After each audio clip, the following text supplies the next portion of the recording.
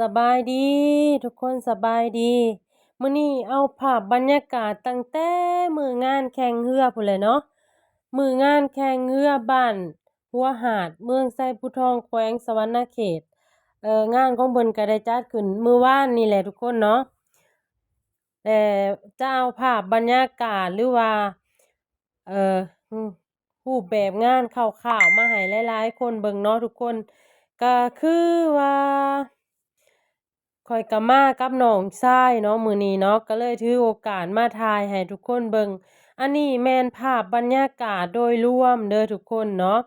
ผู้คนก็สิมาหลายหลายทุกคนซึ่งมื้อข้อยไปนั่น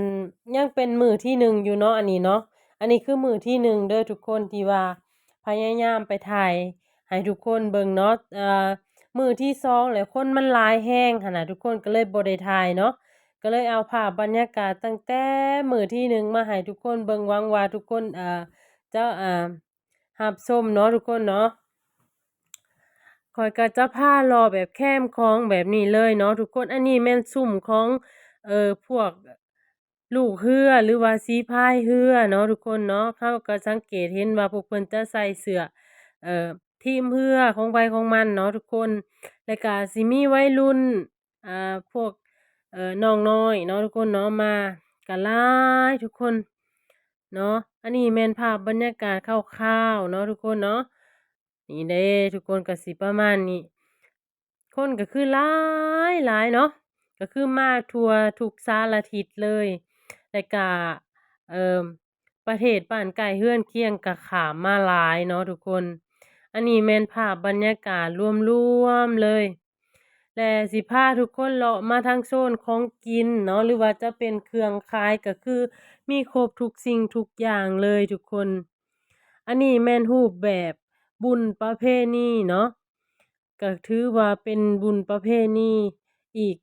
งานบุญหนึ่งเนาะในตัวเมืองไซภูทอง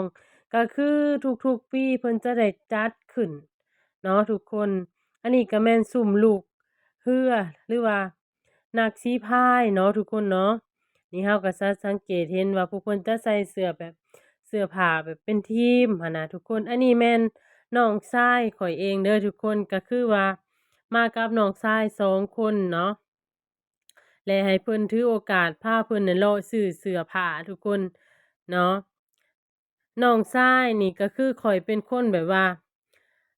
เลี้ยงมาแต่น้อยหั้นน่ะทุกคนแล้วก็แบบว่า ทุกสิ่งทุกอย่างในชีวิตก็คือแม่นขึ้นกับข้อยเบิดหั้นนะแบบว่าข้อยเป็นคนดูแลหั้นนะทุกคนเนาะอันนี้แม่นแนวกบแนวกินก็สิ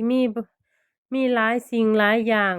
จะสังเกตเห็นว่าทางย่างหั้นเป็นน้ำเนาะทุกคนเพราะว่าฝนตกทุกคนฝนตกแรงอีหลีเนาะตอนข้อยจะมานี่ก็ฝนน่ะก็ตกเนาะจะสังเกตเห็นว่าจะมีน้ำขังหรือว่าเป็นทางที่เปื้อนเนาะแต่ก็บ่เป็นอุปสรรคในการเลาะเที่ยวงานทุกคนก็คือมาร่วมงานด้วยความแบบว่าปิติยินดีเนาะบ่ได้เป็นว่าสิว่า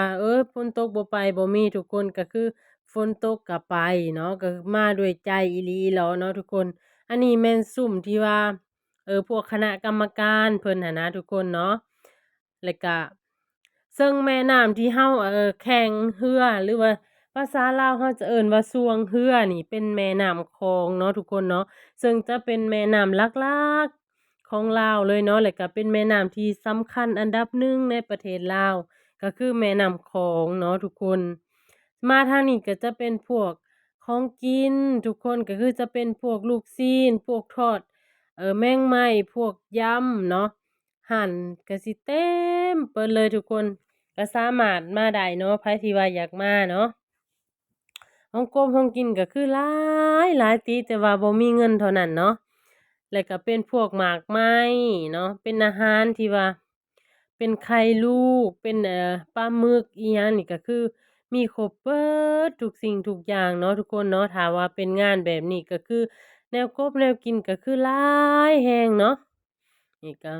ขนาดข้อยมามื้อแรกได้นี่ทุกคนคนก็ยังหลายขนาดนี้เนาะมื้อที่2บ่ให้เว้าเลยทุกคนจนแออัดกันเลยเนาะ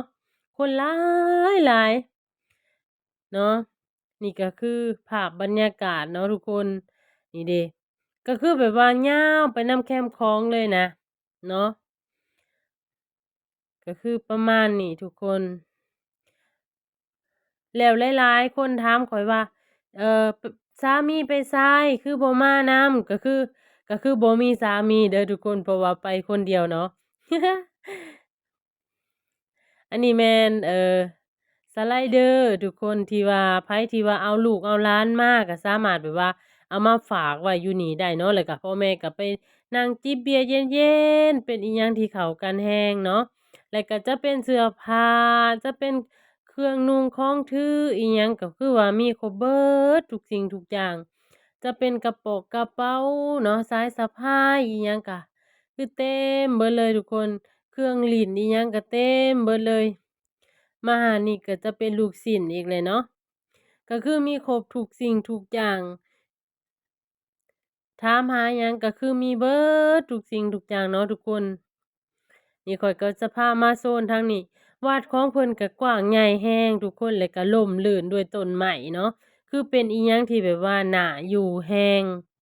มาทางนี้ก็จะเป็นเนาะพ็อปคอร์นเนาะแล้วก็จะเป็นพวกเสื้อผ้าอีกแหละเนาะมาทางนี้ก็จะเป็นโซนเสื้อผ้าเนาะก็เป็นเครื่องใช้ต่างๆที่ว่าประชาชนเพิ่นเอามาขายเนาะทุกคนเนาะก็สามารถแบบว่ามาจับจ่ายใช้สอยเนาะนี่ก็จะประมาณนี้คือทุกๆปีอะนะหลังจากที่ว่าเข้าเดือน11หั้นนะทุกคนเดือน11ลาวเนาะก็คือจะมีการแข่งขันเรือส่วงเป็นประจำของทุกๆปีเลยเนาะ ซึ่งหมู่บ้านของเพิ่นก็ห่างจากบ้านข้อยก็ประมาณเอ่อ5-6โลนี่แหละทุกคนก็บ่ได้ไกลกันเนาะติดกันอยู่เนาะนี่เด้ถือโอกาสมาแล้วก็ได้ส่งให้น้องชายโตหนึ่งเนาะทุกคนก็คือมื้อนี้เนาะนี่ก็จะเลาะมาทางนี้เสื้อผ้าก็คือหลายเนาะก็มีเบิดทุกแบบทุกทรงเลยนี่เราก็จะเลาะมาโซนทางนี้นี่เนาะ หลายๆคนว่าอ้าวมางานแข่งเรือคือบ่พาไปเบิ่งเรือเดี๋ยวจะพาไปเด้อทุกคนเนาะก็ยังค่าพาเลาะเที่ยวชมบรรยากาศของงานเนาะเดี๋ยวจะพาไปเบิ่งเรือส่วงเนาะแต่ว่าส่วนหลายคนที่ว่ามาเบิ่งเรือก็คือบ่ได้ค่อยเบิ่งเรือดอกทุกคนก็คือมาหาย่างเลาะแบบว่าจับจ่ายใช้สอยซื้อเครื่องติดบ้านติดมือกลับบ้านเนาะ อันนี้ก็เป็นเครื่องจักสานเป็นพวกของพวกอันนี้ก็คือมีครบเบิดทุกสิ่งทุกอย่างเลยเนาะนี่ก็จะประมาณนี้นี่เนาะอาจจะมาโซนของกินทางนี้ก็จะเป็นโซนของกินเนาะข้อยก็จะมาซื้อของกินทุกคนจะซื้อเป็นจามเนาะแล้วก็จะซื้อเป็นไข่ไก่เนาะ นี่หลังจากนั้นเราก็สิเลาะลงมาโซนนี้อีกได้ทุกคนวัดเพิ่นก็คือกว้างกว้างเนาะแล้วก็โซนขายเครื่องก็อยู่ข้างนอกวัดก็มีข้างในวัดก็มีคือแบบว่าเต็มเลยเนาะนี่เด้เราก็จะเลาะมาโซนทางนี้เลยหลายๆคนก็ตั้งหน้าตั้งตามาเบิ่งแข่งเรือเนาะอันนี้แม่นกิจกรรมทางน้ำหรือว่าเป็นกีฬาทางน้ำที่ได้รับความนิยมในประเทศลาวเราเนาะ นี่เขาก็จะหล่อมาผีเลยนี่เนาะนี่ก็จะหล่อลงโซนแคมป์ของแล้วก็จะพาทุกคนไปเบิ่งเรือเนาะก็จะพาทุกคนไปเบิ่งเรือจักหน่อยเพราะว่าไปงานช่วงเรือแนวใดคือบ่เห็นเรือเพราะว่าเนาะก็เลยจะพาทุกคนมาเบิ่งเรือเลยนี่เนาะเขาก็จะหล่อลงมาทางนี้ หลังจากนั้นก็สิพาทุกคนมาเบิ่งเรืออันนี้คือเรือที่ว่าใกล้เข้าเส้นชัยแล้วเด้อทุกคนเนาะก็คือแข่งกันอยู่4ลำเนาะทุกคนอันนี้คือภาพบรรยากาศตอนข้อยถ่ายนี่ก็เป็นเวลา5โมงแล้วเนาะมันก็จะเป็นแบบว่าครึมๆแหน่บวกกับฝนอยากตกแหน่บรรยากาศมันก็เลยครึ้มได้ใจเลยเนาะ